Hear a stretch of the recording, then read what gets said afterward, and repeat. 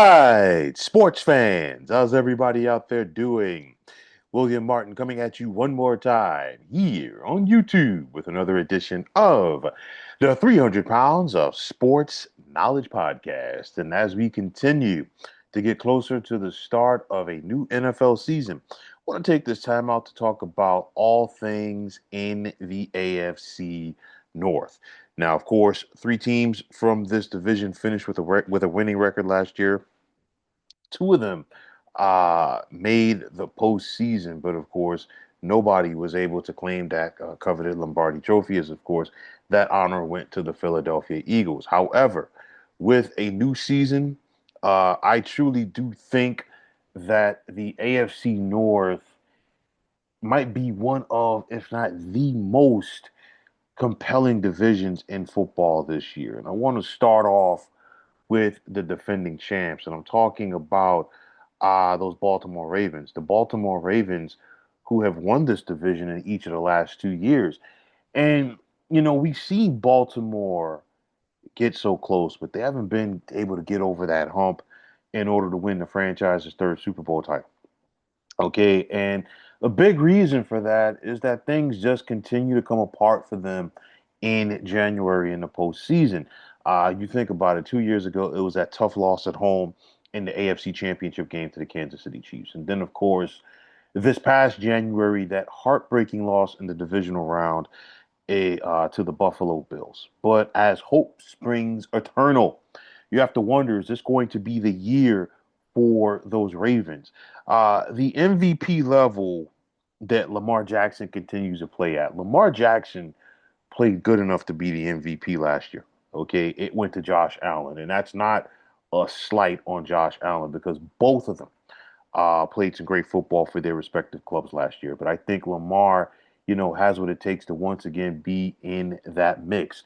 We know about Lamar as a passer and a thrower, but then Lamar Jackson's running mate in the Ravens backfield, and I'm talking about the future Hall of Fame running back, Derrick Henry. It was one of those where some people wondered, hey, after Derrick Henry left the Tennessee Titans, how much more did he have in the tank? And we only saw King Kong Henry flirt with getting 2,000 yards on the ground last year. Now Henry is honing in and closing in, rather, on becoming the 17th player in NFL history to get at least 12,000 yards on the ground. For the passing game for Baltimore, will wide receiver Zay Flowers continue to come into his own? That's going to be big for this team here in 2025. And another big question for the Ravens is whether or not tight end Mark Andrews is going to be able to put that crucial drop in the postseason behind him. Remember, Andrews took a lot of flack from a lot of people for that drop at the end of the Buffalo game. So you just have to wonder if there's going to be some carryover for him heading into this season. Ronnie Stanley, the all-pro offensive tackle for Baltimore, will look to continue to anchor this offensive line. And of course, another question for me is, will this Baltimore defense continue to be stingy? You look at the talent at linebacker with the likes of Roquan Smith and Kyle Van Noy, but the bigger thing for me is this Ravens secondary.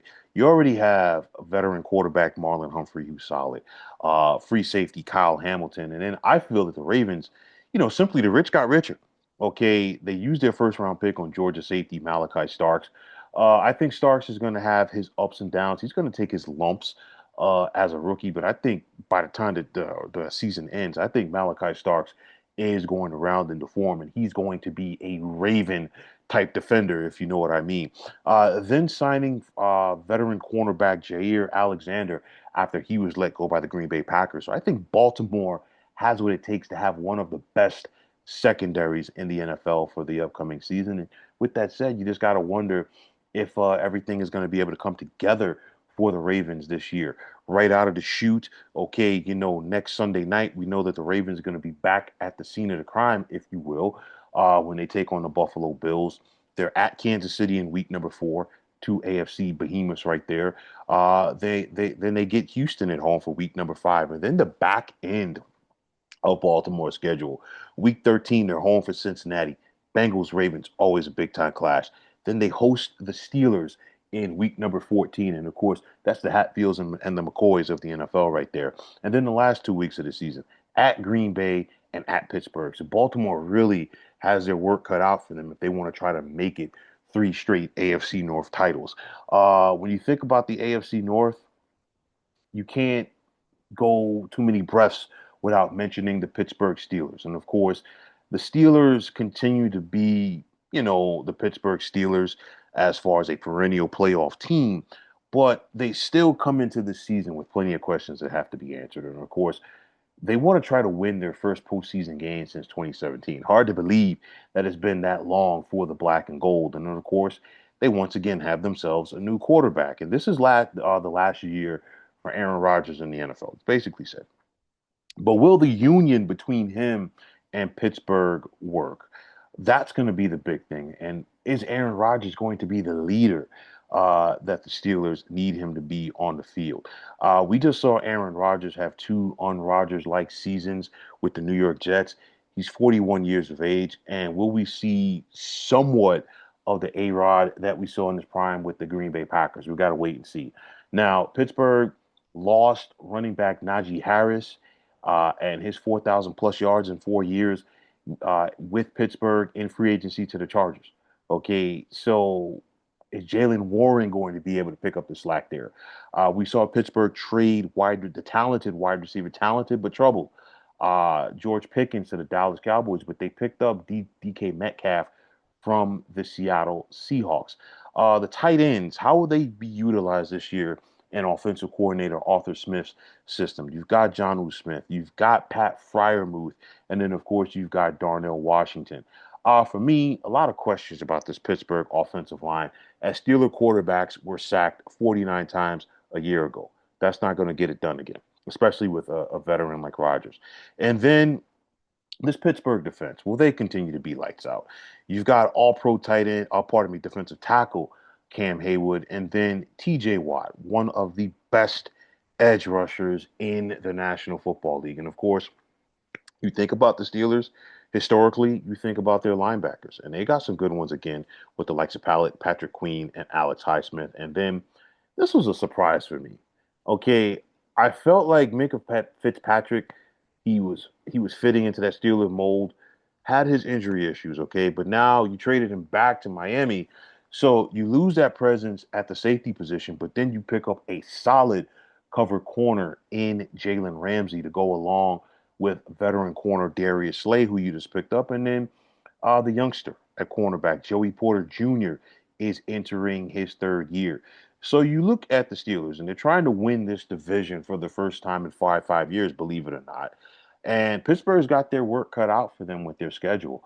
Next Sunday, they're at the Jets, and of course, uh, Aaron Rodgers is going up against his former team, but then Justin Fields, who was with the Steelers last year, is going to be going up against the Black and Gold. Week 7, Pittsburgh is in Cincinnati, and then week number 10, they're at the Chargers. And then that second half of the season, they host Cincinnati in week 11. They get Buffalo at home in week number 13. And then two out of their last 5 games, excuse me, they're at Baltimore in week number 14. And then they get Baltimore at home to finish the regular season in week number 18. Then there's the Cincinnati Bengals. And when you think about the Bengals, you just have to wonder if they're going to be able to get out of their own way. They went 9-8 last year, okay, for the second consecutive year. But with that said, they were their own worst enemy as they simply invented ways to lose. 5 of the Bengals' losses came by a combined 6 points. And in the case of most of those games, they had leads, going into the fourth quarter, and they simply could not close the door. So for Cincinnati head coach Zach Taylor, will he be able to reverse his fortunes this time around? Make no mistake about it. The Bengals have one of the best quarterbacks in the National Football League in Joe Burrow. We just saw what he did last year. He set a single season record franchise wise for completions, passing yards, and touchdowns. He almost threw for 5,000 yards. Okay. And, I'm not the first person to ask this question. I won't be the last. But you have to wonder if Cincinnati is wasting the prime years of Joe Burrow's career.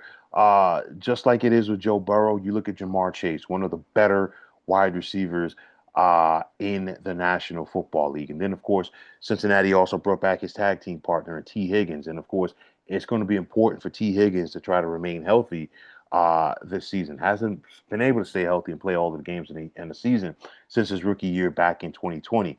The Bengals, they've got to try to find the way to get something out of their ground game. Last year, only the Jets and Raiders were worse in rushing the football than Cincinnati. They need more balance. You have veteran Orlando Brown on that offensive line. And as talented as Joe Burrow is and Jamar Chase and T. Higgins, they need some balance in this offense. Cincinnati parted with defensive coordinator Lou Anarumo. You brought in Al Golden from Notre Dame to try to coach up this defense. You've got Trey Hendrickson, okay? He accounted for 17 and a half sacks last year. Problem was Cincinnati as a team only had 16. We just saw the Bengals pay Trey Hendrickson.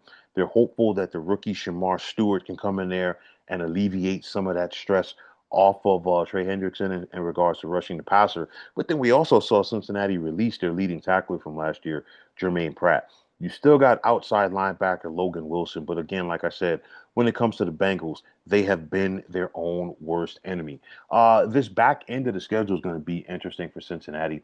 Week number 7, they've got Pittsburgh at home before they're at the Steelers in week number 11. Week 13, they're at Baltimore. Week 14, they're at Buffalo, and then week number 15, they come back and they host Baltimore. And then finally, there's the Cleveland Browns. And first things first, since the AFC North was created back in 2002, the Browns are the only team that has never won this division. Okay. But looking here at the present and under the watch of head coach Kevin Stefanski, he's got 5 years on the job in Cleveland. It's been feast or famine. He's gotten them to the postseason twice, okay? But when the Browns have been bad, they've been bad. And of course, last year, Cleveland was 3-14, all right?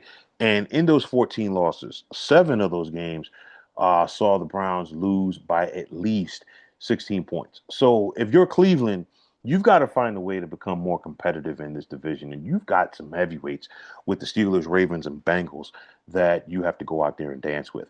I've said this before, and I'll say it again. The Browns' biggest issue is their revolving door at quarterback. They've had 40 different starting quarterbacks since they came back into the NFL in 1999. Okay, that's a little bit more than 25 years. Okay, and then since Stefanski took the job back in 2020, he's already used 11 different starting quarterbacks of his own. So you've got the Browns. They're coming into the season with 4 quarterbacks on the roster.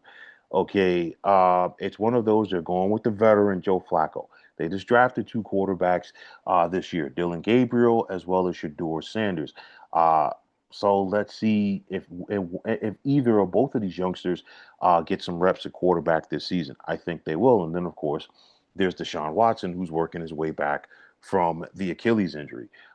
Questions in the ground game for Cleveland as well is they got to replace Nick Chubb, who they allowed to leave in free agency, and of course they have the rookie Quinshawn Judkins. You also have talent at the skill positions in Cleveland with the likes of Jerry Jeudy at wide receiver as well as David Njoku at tight end. Now, Browns quarterbacks, though, however, were sacked 66 times last season, and of course, when you're losing 7 games by at least 16 points, that means you're behind double score by more than one score. That means you're passing the football more. So, of course, you're opening up your quarterbacks to more issues. You have some experience and talent on this line with the likes of guards Joel Bitonio as well as Wyatt Teller, but Cleveland has to find a way to put it together. Now, this Jim Schwartz defense, okay? Jim Schwartz has always been attacking with his defenses. You've got Myles Garrett up front. And of course, Myles Garrett, coming into the offseason, talked about he wanted to be traded, was never going to play in Cleveland again. And then, of course, he signed that extension, and the rest is history. So you have that taken care of. They also, brought in defensive tackle Mason Graham, the rookie. They selected him 5th overall. So this Browns team, they're hopeful that their defensive line can get after you. And then, of course, you've got Pro Bowl cornerback Denzel Ward on that back end. I'm looking at Cleveland like this. I think their most important game of the season is week number 1 when they get Cincinnati. I think the Browns are going to continue to have issues, A, because You look at the other teams that they have to deal with in this division. And again, I think it's once again going to be a revolving door at quarterback. And like I always say when it comes to the NFL, you cannot have consistent turnover at the head coach, general manager, and quarterback positions and expect to be a good team. And this is what the Cleveland Browns are going to have to once again deal with this year, in my opinion. I think Baltimore comes into this season as a team to beat in the AFC North, and I think they're going to win it.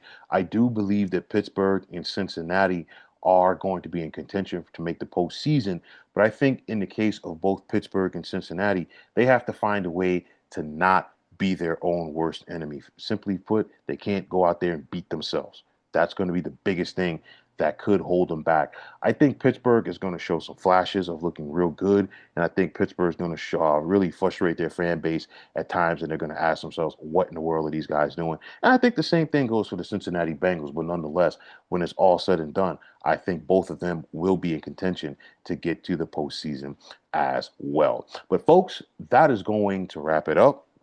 And as always, I want to take this time out to thank you for checking out this edition of the 300 Pounds of Sports Knowledge podcast here on YouTube. And definitely continue to chime in as we're getting closer to the start of a new NFL season, as the next edition of my divisional breakdowns will be all things AFC West.